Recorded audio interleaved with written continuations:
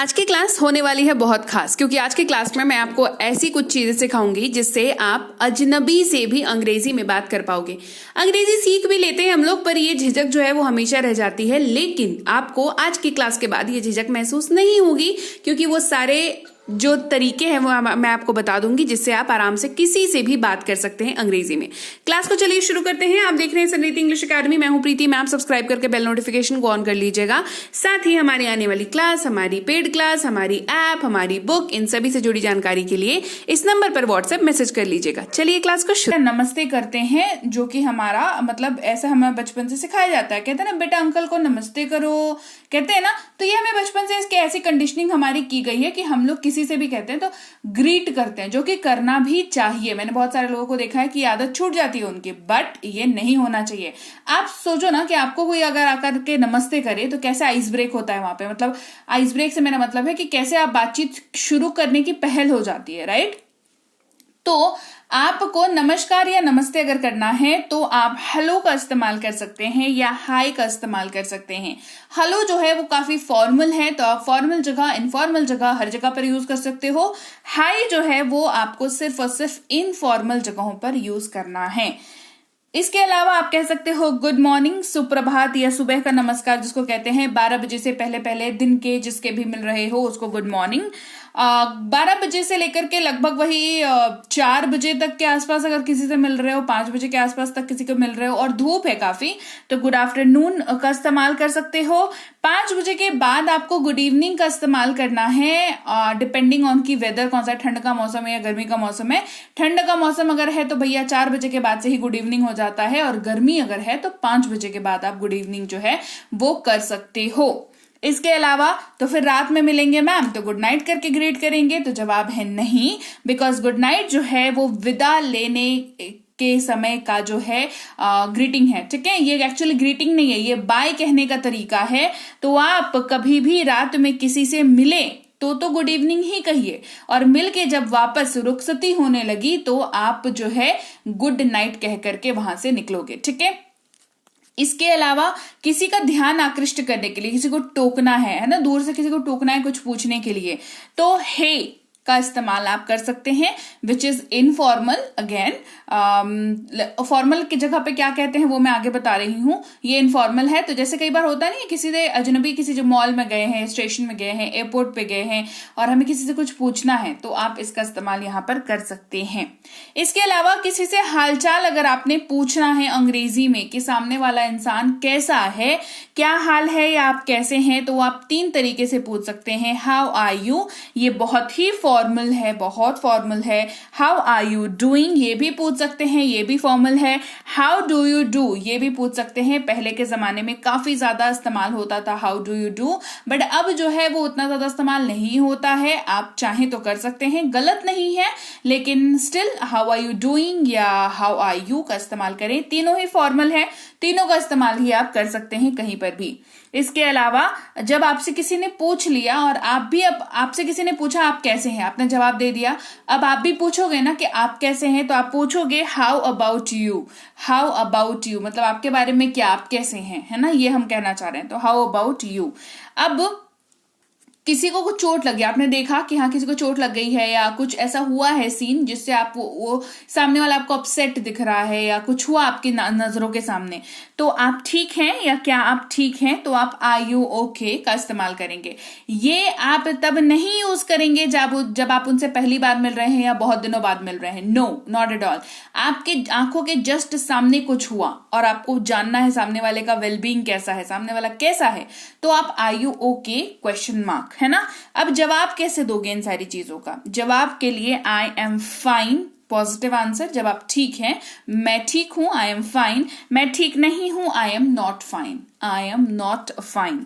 इसके अलावा single word अगर आंसर देना चाहते हो कि हाँ ठीक है, अच्छे हैं, तो गुड, फाइन, बहुत अच्छे हैं तो कहेंगे ग्रेट, ठीक ठाक है तो प्रिटी गुड, या काफी अच्छा है तो प्रिटी गुड, ठीक है।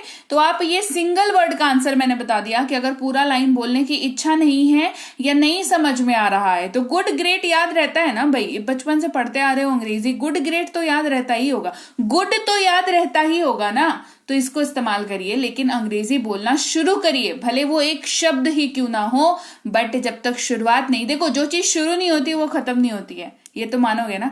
शुरू होगी कोई चीज तो ही वो अंजाम तक पहुंचेगी। तो शुरू करो, एक एक वर्ड से शुरू करो, लेकिन चालू करो। नेगेटिव आंसर्स और कैसे कह सकते हैं कि नॉट गुड, मतलब अच्छा नहीं है, ठीक नहीं है, तो नॉट गुड। या फिर कई बार हम लोग ना बहुत ही डिप्लोमेटिक टाइप का आंसर देते हैं, जैसे कि ठीक ही है, बुरा नहीं है, तो नॉट बैड, मतलब बहुत अच्छा नहीं है, बहुत बुरा नहीं है, अच्छा बुरा भी नहीं है, लेकिन ठीक है, मतलब बहुत ज्यादा संतुष्ट नहीं है ना। तो नॉट बैड, कुछ नहीं या कुछ भी नहीं। जैसे कोई पूछ रहा है क्या कर रहे हो, क्या हुआ, तो कुछ नहीं, नथिंग का इस्तेमाल करेंगे। ज्यादा कुछ नहीं, नॉट मच का इस्तेमाल करेंगे। फिर कोई पूछ रहा है कैसा चल रहा है, उसके लिए जवाब है मतलब ठीक है, मतलब हाँ गोइंग ग्रेट, या ठीक ही है, नथिंग मच, कुछ ज्यादा नहीं। या व्हाट्सएप क्या हो रहा है, क्या चल रहा है, ये सब कुछ ना बातचीत को आगे बढ़ाने का तरीका होता है। जैसे बहुत कोई दोस्त होता है, बहुत दिनों बाद फोन करता है या बहुत दिनों बाद आप उससे मिलते हो, तो यही इसी बात से यही आइस ब्रेकर होता है, इसी से बात शुरुआत होती है कि और बताओ भाई, और बताओ क्या चल रहा है।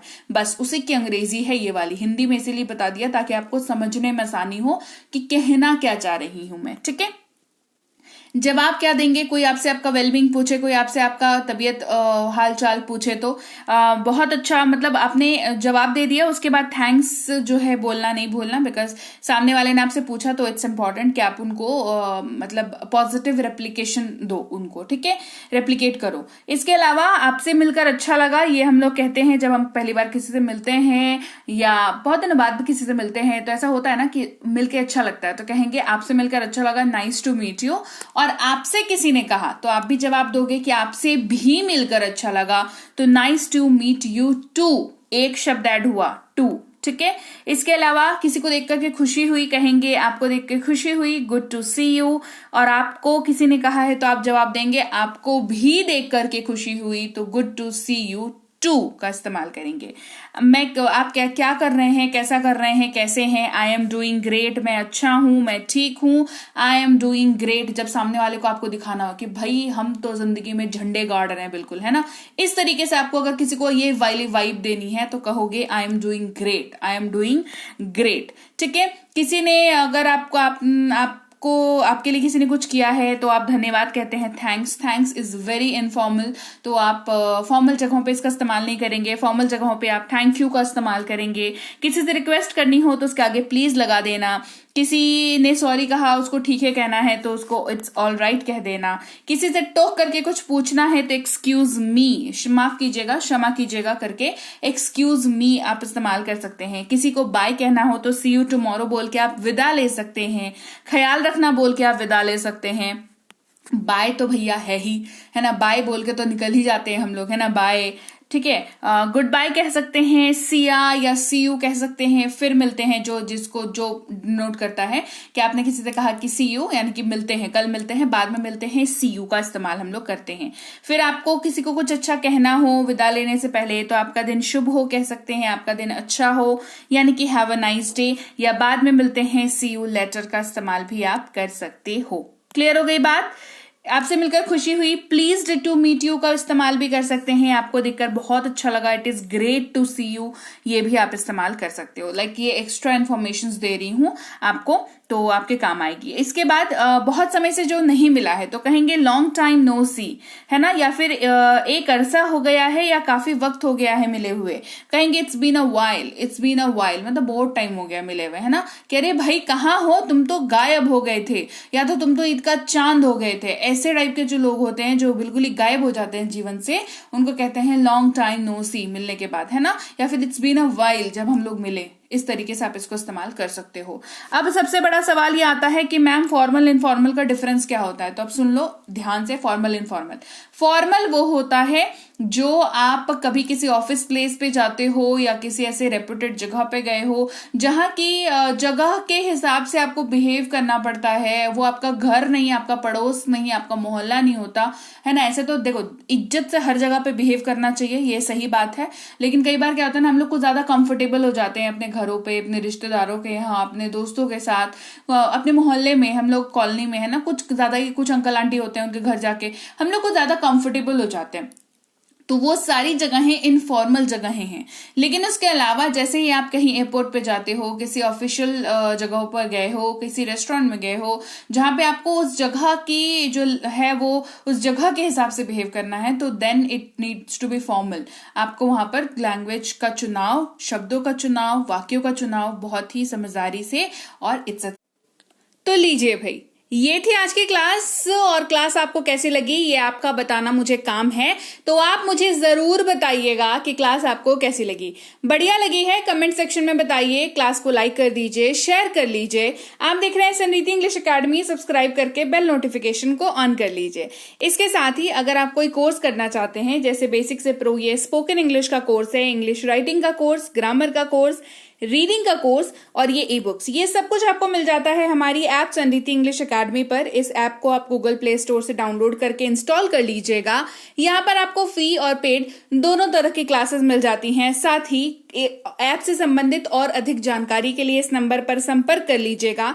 हमारी ई बुक्स जो है इस वेबसाइट पर भी अवेलेबल हैं। ई बुक का मतलब होता है पीडीएफ वाली किताबें, तो आपको इनको जो है डाउनलोड करना जरूरी है। इसके अलावा हमारा व्हाट्सएप का ग्रुप, हमारा टेलीग्राम का चैनल जरूर ज्वाइन करके रख लीजिएगा। रोज जो क्लास आएगी आपको सीधे आपके मोबाइल पर मिल जाएगी और आप आसानी से क्लासेस को अटेंड कर पाएंगे। और इसके साथ ही मैं आपसे मिलूंगी आपकी अगली क्लास में, यानी कि कल। Till then, thank you so much for watching. Stay tune to Samriddhi English academy.